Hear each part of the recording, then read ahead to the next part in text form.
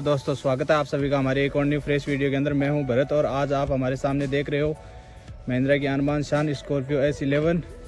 ये वो गाड़ी है जिसको मेरे ख्याल से इंट्रोड्यूस करने की आवश्यकता तो नहीं पड़ती, लेकिन हमारा काम है आपको बताना, क्योंकि महिंद्रा की सेल इसी गाड़ी ने महिंद्रा को ग्रोथ दी आगे बढ़ने में, वरना महिंद्रा आज कहीं का कहीं पिछड़ जाता। और मेरे ख्याल से ये वो गाड़ी है जिसमें एक युवा ज़िंदगी में एक बार ज़रूर इसको ड्राइव करना चाहेगा, क्योंकि ये अपनी ज़िंदगी का जवानी का जो टोरा बोलते हैं ना, वो इसी गाड़ी से मिलता है। फॉर्च्यूनर का नंबर आता है वो इसके बाद में ही आता है। कोई भी बंदा डायरेक्ट फॉर्च्यूनर ऑन नहीं करना चाहता इसके बिना, कि वो इसको मिस कर दे और डायरेक्ट फॉर्च्यूनर में बैठ जाए। ये मैं नहीं मानता कि कोई भी बंदा ऐसा सोचता होगा। हाँ, सबको फॉर्च्यूनर अच्छी लगती है, स्कॉर्पियो अपनी जगह, फॉर्च्यूनर अपनी जगह। ऐसी टर्न हेडर गाड़ियाँ हैं जो एक बार बंदा कहीं से भी निकल के जाएगा तो पीछे से लोग मुड़ के ज़रूर देखेंगे कि कौन गया है और क्या लेके गया है। ये ऐसी रोड प्रेजेंस वाली गाड़ियाँ हैं जो एक आदमी की पहचान बनाती है। गाड़ी की तो पहचान अपने आप बनी हुई है, आप देख सकते हो कि कितनी मस्कुलर आती है और कितनी शार्प इसकी डिज़ाइन रखी गई थी और अभी भी रखी है।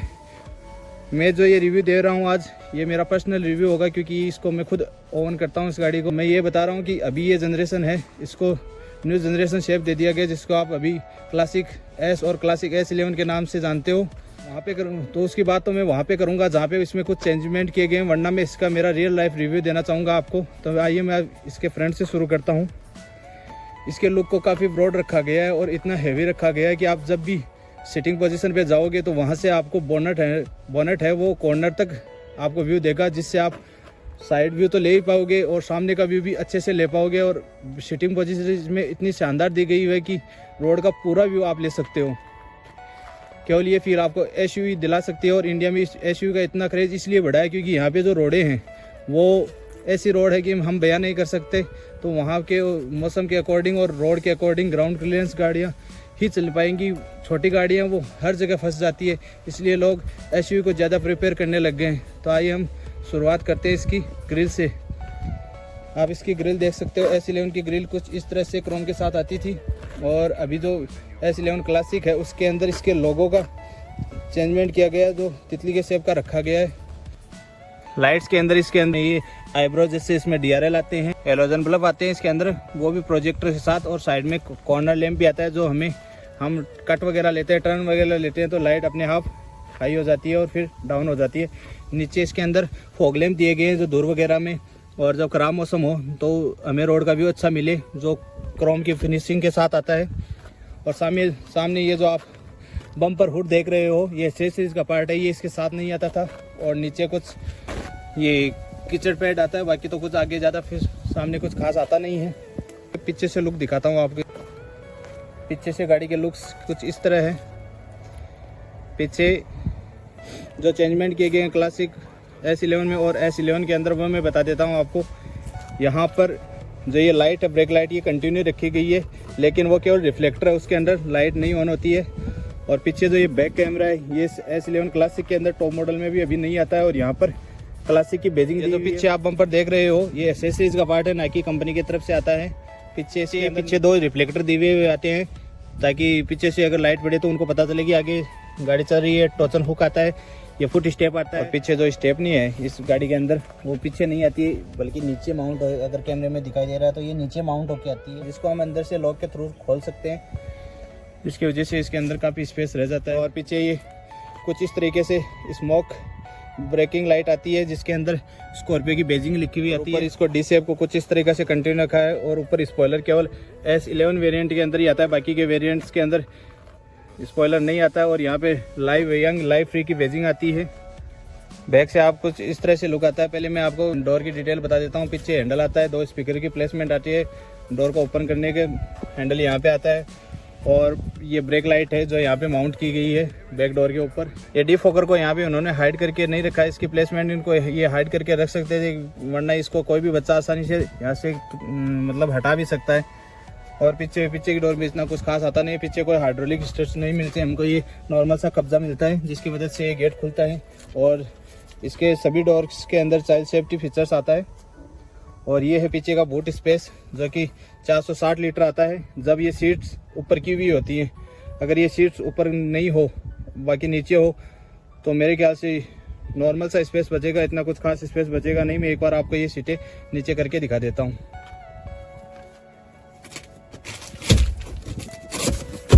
ये देखिए कुछ इस तरह से ये नीचे होती हैं सीटें, और 2 बंदे या छोटे बच्चे आराम से इस पे बैठ जाते हैं। लंबी जर्नी के लिए तो मैं एक बंदा ही बोलूँगा, क्योंकि इसी को बूट बनाना पड़ता है। और यहाँ से आप एयर के लिए इनको ओपन कर सकते हैं, ये जो ग्लास है ये ओपन हो जाते हैं। और स्कॉर्पियो के अंदर मेरे को सबसे बड़ी कमी यही लगती है कि इसमें पीछे से कोई भी ऐसी वेंट नहीं आता है। पीछे की सीटों के लिए ये लाइट ज़रूर दी हुई है, वो भी हेलोजन है, न कि LED। और ये यहाँ पे करने का फ्यूल कैप को, तो यहाँ पे फ्यूल कैप को ओपन कर सकते हैं, और इधर से डीजल एग्जॉस्ट फ्यूल को हम ओपन कर सकते हैं। तो ये भी काफ़ी अच्छा फीचर दिया है इन्होंने।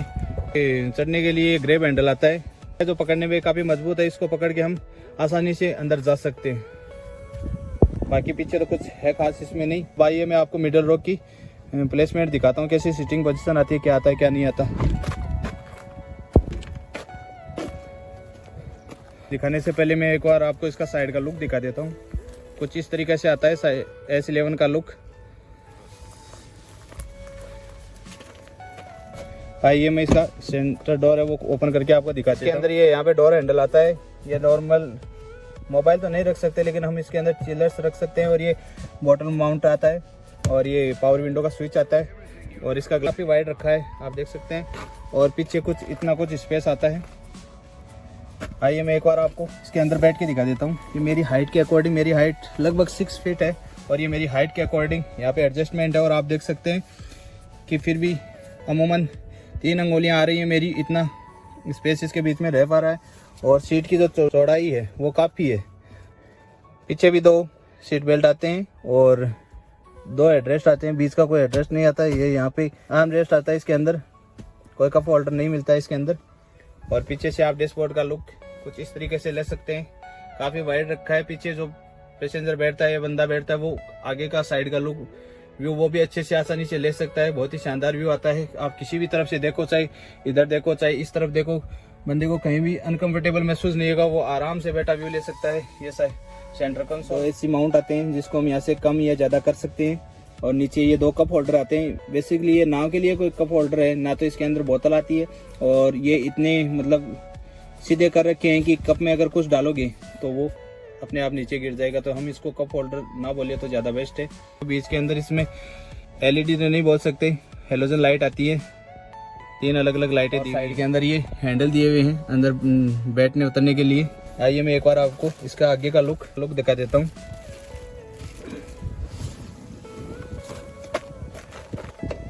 आइए मैं आपको ये डोर ओपन करके दिखाता हूँ कि डोर पे क्या प्लेसमेंट आती है। डोर के ऊपर आप देख सकते हो 4 पावर विंडोज़ की प्लेसमेंट आती है। साइड लॉक सेफ्टी के फीचर्स यहाँ पे दिया हुआ है।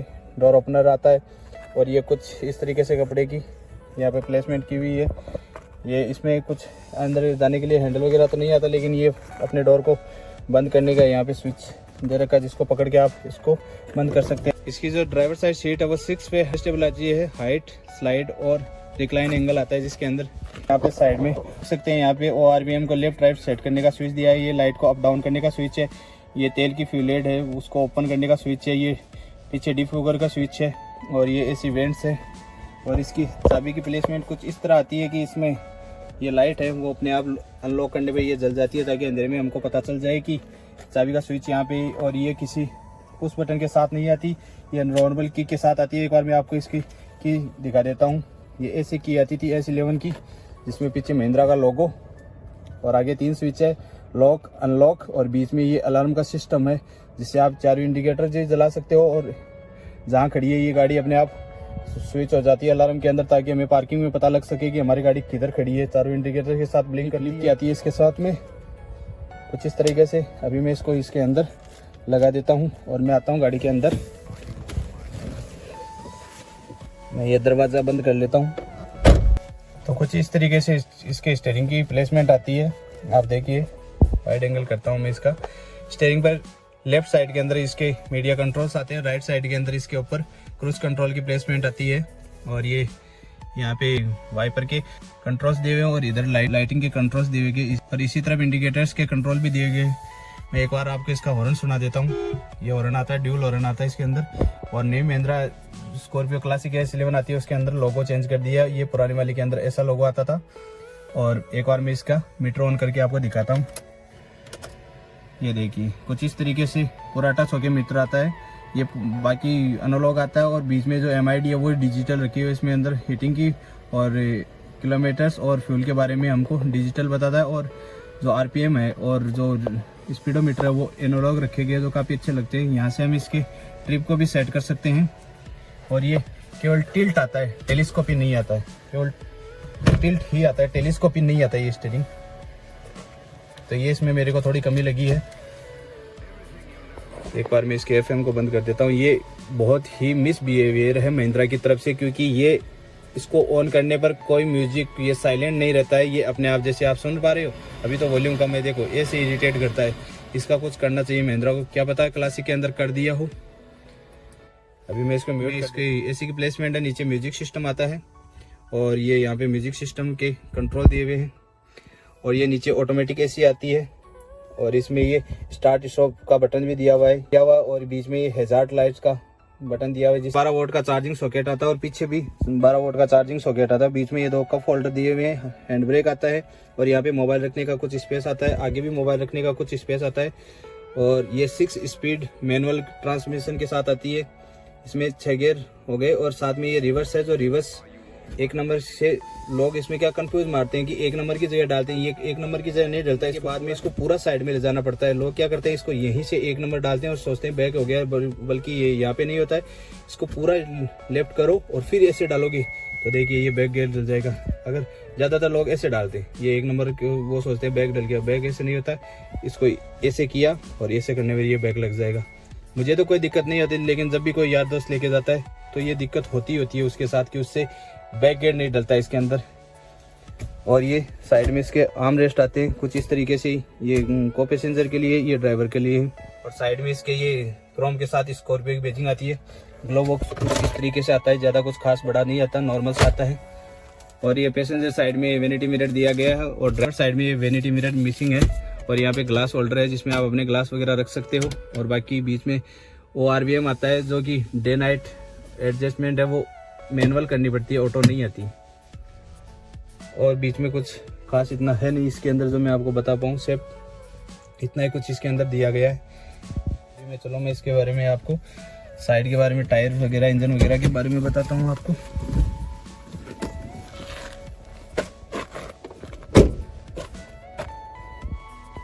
साइड में जो ये ORVM साइज काफ़ी बड़ी रखी है। और जो यहाँ पे S10 के अंदर जो यहाँ पे इंडिकेटर्स आते थे उनकी प्लेसमेंट यहाँ पे मिरर के ऊपर कर दी गई है, जो काफ़ी स्टाइलिश लगती है। और अभी फिर से इनको क्लासिक S11 के अंदर वापस यही फेंडर पे प्लेस किया गया है। और साइड से आप इसका लुक देख सकते हैं कुछ इस तरीके से है। इसके टायर है वो सिल्वर कट के साथ आते हैं कि ना कि डायमंड कट के साथ। अभी जो S11 क्लासिक है उसके टायर है वो डायमंड कट के साथ आने लग गए हैं। मैं एक बार आपको इसके टायर की साइज़ बता देता हूँ। 235/65 R17 के टायर आते हैं इसके अंदर। और ये स्टेपनी के साथ जो 5 टायर है, ये टायर प्रेशर मॉनिटरिंग के साथ आती है, TPS के साथ। तो हमें अंदर से पता चल जाता है कि हमारे टायर हैं उनमें जो एयर का फ्लो है वो कितना बचा है और कितना कम हुआ है। ये काफ़ी अच्छा फीचर महिंद्रा ने इस गाड़ी के अंदर दे रखा है। साइड में ये फुट स्टेप हैं, ये कंपनी की तरफ से लगे हुए आते हैं क्योंकि SUV है, बड़ी गाड़ी है, इसके ऊपर रख कर ही कोई बंदा या लेडीज़ या छोटा बच्चा वो अंदर जा पाएगा, वरना तो थोड़ी हाइट के अकॉर्डिंग दिक्कत आती है। ऊपर ये रूफ रेस दी हुई है जो कि काफ़ी इसका लुक है वो इन्हेंस करती हैं। और ये मजबूती वाली रूफ रेस है, ना कि फेक रूफ रेस, ये इसके साथ इनबिल्ट होके आती है। और इसके राइट साइड के अंदर ये जो फ्यूल कैप दी गई है, ये है DEF की डीजल एग्जॉस्ट फ्यूल की, जो हमारे BS6 का इंजन को मेंटेन रखने के लिए, चलाने के लिए इसमें काम में लिया जाता है। और आइए मैं इसके लेफ्ट साइड में आपको लीवर दिखाता हूँ। ये है हमारे डीजल का, इसके अंदर 60 लीटर का डीजल टैंक आता है। और साइड के अंदर इसमें नीचे स्कॉर्पियो की बैजिंग दी हुई है जो सिल्वर कलर के अंदर है, जो भी काफ़ी अच्छी लगती है। लेफ्ट साइड के अंदर M-Hawk की बैजिंग दी हुई आती है। साइड क्लाइडिंग है वो काफ़ी बड़ी आती है इस गाड़ी की। और कुछ इस तरीके से इसके इंडिकेटर ब्लिंक करते हैं, आप देख सकते हो। मैं एक बार आपको इसका इंजन हुड को ओपन करके दिखा देता हूँ कि कितने सीसी का इंजन आता है, क्या है, आता है क्या नहीं आता है।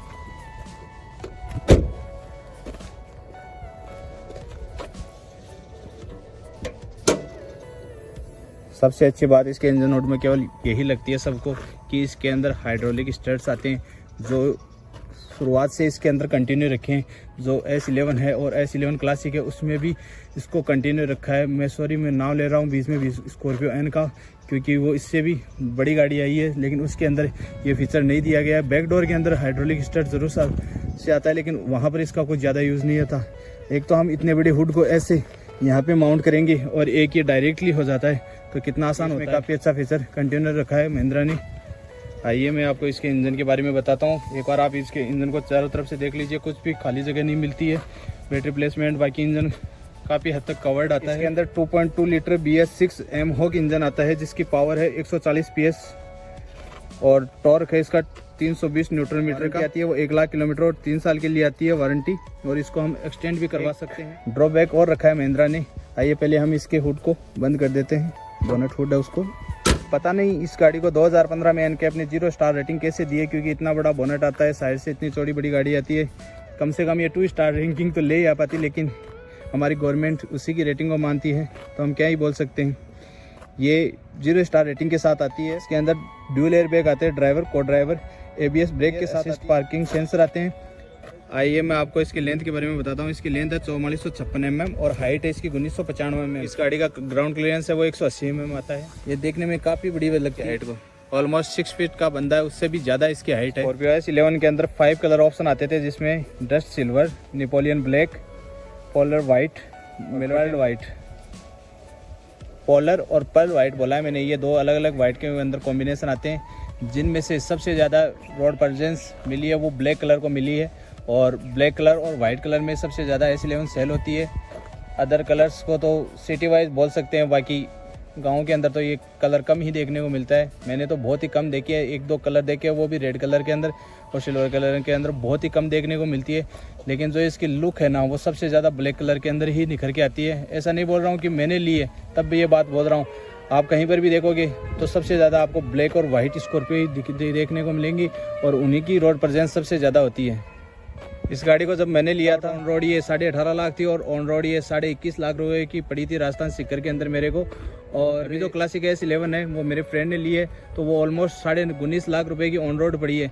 तो इतना फ़र्क कैसे आ गया क्लासिक और क्लासिक S11 में? तो इसके सस्पेंसर है वो थोड़े से हार्ड कर दिए, इंजन की BSP है वो घटा के कम कर दी है, पीछे का बैक कैमरा उसमें कम कर दिया गया है, और पीछे का जो चार्जिंग सॉकेट है वो उसमें कम कर दिया गया है, म्यूजिक सिस्टम है वो उसमें इससे डाउन कर दिया है। तो इतने सारे फीचर्स तो बहुत होती हैं जो कि एक गाड़ी की प्राइस को घटा सके। मैं बताना भूल गया था कि ये गाड़ी कितने किलोमीटर चल चुकी है और कितना माइलेज देती है। ये गाड़ी ऑलमोस्ट 16,302 किलोमीटर चल चुकी है, और कंपनी तो इसका माइलेज 16 क्लेम करती है, लेकिन मैंने क्रूज कंट्रोल लगा के इसका माइलेज ऑलमोस्ट 21 टच करवाया है। लेकिन वो लॉन्ग रूट पे और क्रूज कंट्रोल पे 80 की स्पीड रखने पर ही आता है, वरना तो अगर हम रफली चलाएंगे तो 12-13 का एवरेज ही दे पाती है गाड़ी। और अगर मेरा ये वीडियो आपको अच्छा लगा है तो प्लीज़ मेरे वीडियो को लाइक, शेयर और चैनल को सब्सक्राइब ज़रूर कीजिए। Thank you so much for watching.